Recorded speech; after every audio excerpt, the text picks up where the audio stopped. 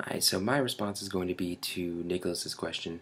I think it's a really interesting question, and I think one that doesn't get enough airway in the media and just in general as it should.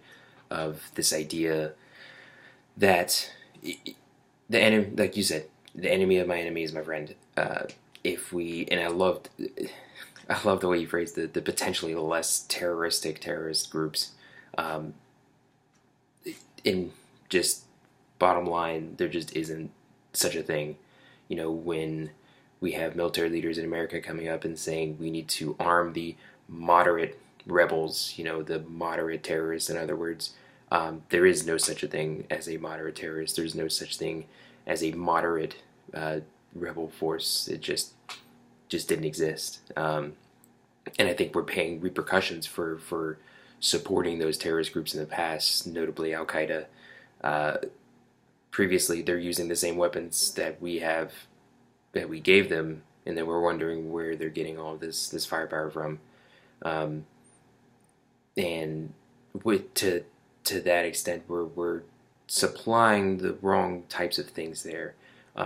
Personally, I am a non-interventionist by nature, so if this idea of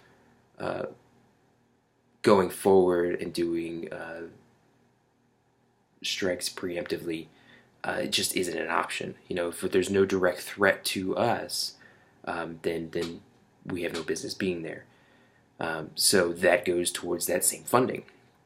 If we don't fund those terrorist organizations, they don't have the firepower, physically, the firepower, literally, that they may need or won't need to do whatever it is they're going to do. And moreover, it gives a moral higher ground for America to, if we do need to intervene, or we do need to ask for assistance, or we do need to have an organization step in and help us and ask for assistance. Nobody's wondering, well, you've been bombing them for years now. There are reports of bombing funeral processions and kids and women are killed. You know, you're bombing sometimes the wrong places and the wrong people. And with that too, with the bombing and bombing the right people versus the wrong people, you just can't. You can't always know. The intelligence isn't always going to be 100% of the time. And that is what is going to generate, if nothing else, more terrorism in those areas. And if we happen to supply one terrorist organization now that is not radicalized as of yet, and a decade later they happen to be, and they've got the same tanks and weapons we've given them, whoops, doesn't really cut it. Whoops doesn't cut it when you have thousands of American soldiers dead as a result, and you have countless thousands, tens of thousands of civilian casualties as a result. You might as well have stamped "Made in America" in those weapons. And if we're looking at the textbook, sorry, I got a textbook here. For all of you who don't have it yet, the hard copy, it's fun. The working definition they have of terrorism, it involves 6 things in general. Use of violence or threat of violence, organized group to achieve political objectives. It's directed against a target audience. It extends beyond immediate victims, who are often innocent civilians.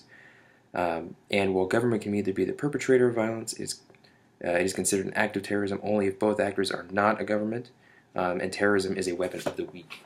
So I think at all of those points, supporting any of those ideologies in any capacity for any reason further erodes what little moral ground that the United States has right now in a international actor, in an international sense, and it's something that we literally can't afford to do for very much longer. But I really like your question. I think it needs a lot more airtime and more responses, and I hope I addressed it in some way. And I do intend to respond to your video of mine, maybe not video form, but certainly in text form. I have a lot of things I'd like to respond to, so thank you for listening.